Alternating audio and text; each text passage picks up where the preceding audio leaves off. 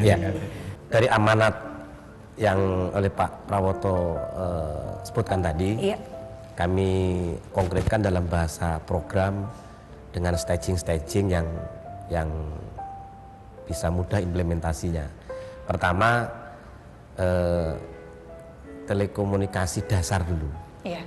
Telekomunikasi Berarti dasar itu telepon. Nah, voice ini sesungguhnya kan hak asasi.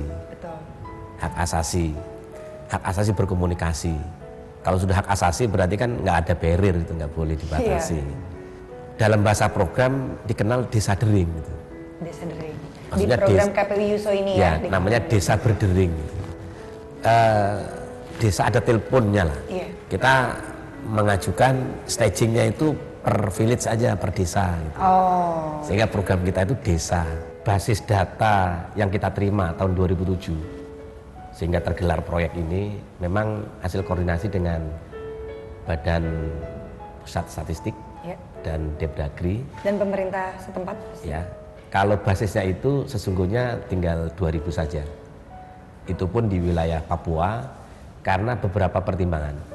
Bukan pertimbangan teknis tapi pertimbangan non teknis. Nah, cuman persoalannya sekarang impact atau sisi lain dari otonomi daerah pemekaran. Iya, pemekaran ya. Ada beberapa laporan yang kita terima, saya ambil contoh Kalimantan Tengah, ada 400 desa lagi akibat pemekaran ternyata belum tersentuh desa dering itu. Nah, ini PR kita bagi di wilayah Sumatera juga ada juga. Nah, Pak, kalau kita ngomongin soal desa dering, kan ada beberapa lagi programnya ya, Pak ya. Di antaranya ada desa dering, desa pintar. Desa pintar. Lalu ada apa lagi, Pak? Ada plik, ya. Plik sentra produktif dan sebagainya sampai ada 13, terakhir itu radio komunitas. Radio komunitas. Nah, kalau kita ngobrolin soal radio komunitas kayaknya Ibu ini lebih paham untuk menjawab. Coba saya mau tanyain radio komunitas. Ibu ini mewakili cuma Yogyakarta atau keseluruhan? Saya mewakilinya Jogja aja. Jogjanya juga lebih spesifiknya di Bantul, Mbak. Di Bantul. Iya, karena dan itu sudah berjalan, Ibu? Sudah. Jadi dari tahun 2000 di Desa Timbulharjo ada keinginan dari warga untuk membuat atau menyediakan saluran informasinya sendiri gitu di Desa Timbulharjo itu. Kemudian dengan berbagai pertimbangan akhirnya kami memilih waktu itu belum radio tapi masih buletin.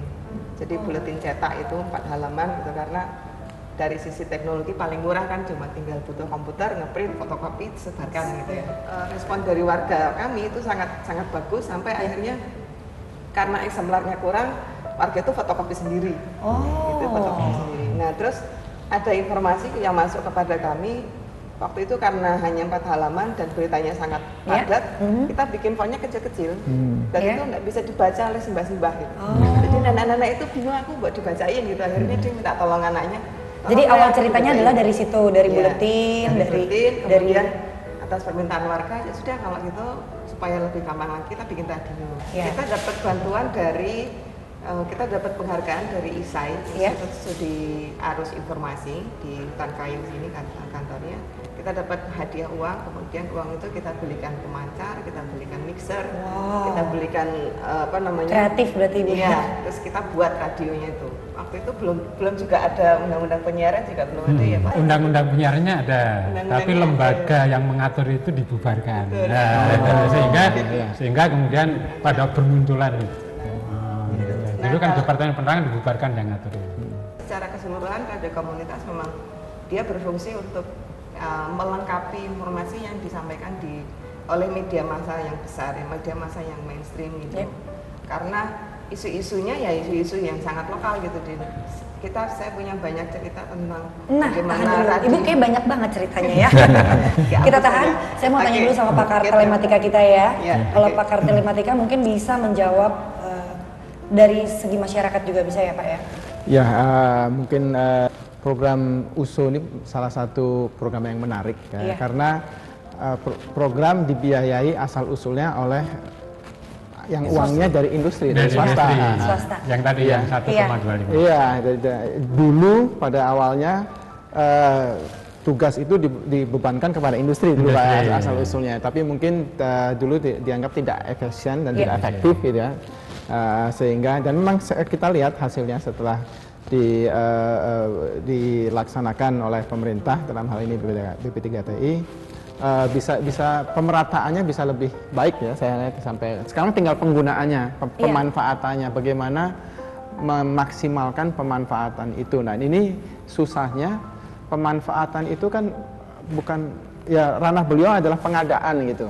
Pemanfaatan kalau kita mau mengawasi pemanfaatan 5.000 titik atau 10.000 titik ya susah Pak ya. Dan itu diserahkan kepada setiap daerah ya. Dan kadang-kadang juga tidak terjaga ya Pak ya. Maksudnya diberikan fasilitas tapi juga masyarakatnya tidak bisa menjaga dengan baik. Jadi begini, kita ini Mbak Lisa tender jasa. Jadi begini, konsepnya begini.